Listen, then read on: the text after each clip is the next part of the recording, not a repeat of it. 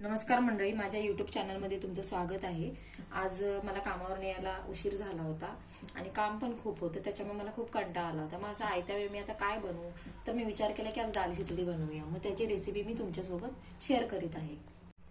हे बघा मंडळी, मी डाळ खिचडी बनवणार, त्यासाठी मी एवढे तांदूळ घेतलेले आहेत. हे 2 माणसांसाठी पुरेसे आहेत. आता मी त्याच्यामध्ये एवढी तुरीची डाळ टाकते.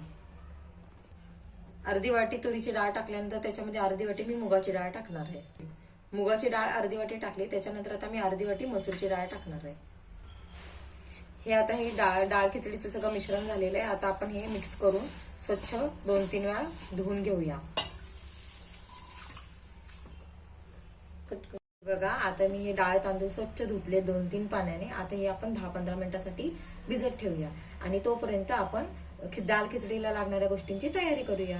तर खिचडी बनवण्यासाठी मी हा एक कांदा घेतलेला आहे. या हिरव्या मिरच्या मधून कट करून घेतलेल्या आहेत. हा कढीपत्ता घेतलेला आहे. हा एक टोमॅटो घेतलेला आहे आणि हा लसूण घेतलेला आहे. तर आता आपण कांदा उभा उभा कट करून घेऊया. आता हा अशा रीतीने मी हा सगळा कांदा उभा उभा कट करून घेत आहे. टोमॅटोही आता छान कट करून घेऊया आपण.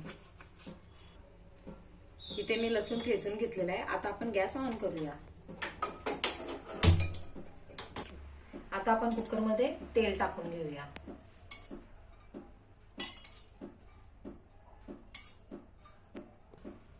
आता तेल तापलेलं आहे. आपण त्याच्यामध्ये थोडी मोहरी टाकूया. मोहरी आता तडतडायला लागलेली, आपण एक थोडे जिरे टाकून घेऊया. जिरे पण भाजायला लागले, आता थोडं हिंग टाकून घेऊया.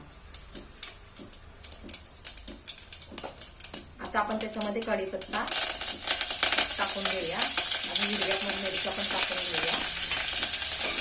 थोडं भाजल्यानंतर आता हे केलेच तर चालेल. आता आपण हा ठेचलेला लसूण त्याच्यात टाकून घेऊया. कांदाही त्याच्यामध्ये टाकूया आपण.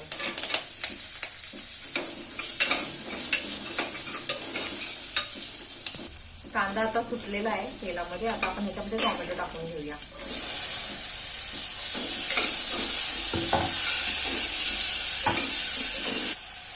कांदा आणि टोमॅटो भाजत आलेला आहे. त्याच्यामध्ये मी थोडीशी हळद टाकून घेते. आता मी त्याच्यामध्ये थोडीशी लाल मिरची पावडर टाकते.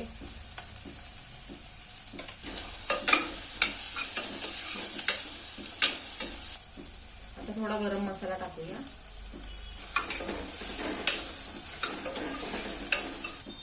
आता हे भिजवलेले डाळ तांदळाचं मिश्रण आपण या परतलेल्या मसाल्यामध्ये टाकूया.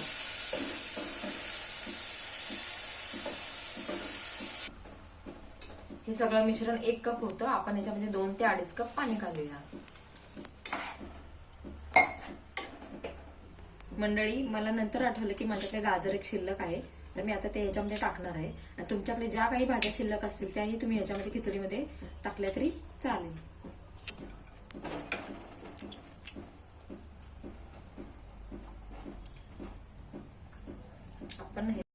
मी आता ह्याच्यामध्ये मीठ टाकून घेणार आहे. तुम्ही तुमच्या अंदाजाने टाकू शकता.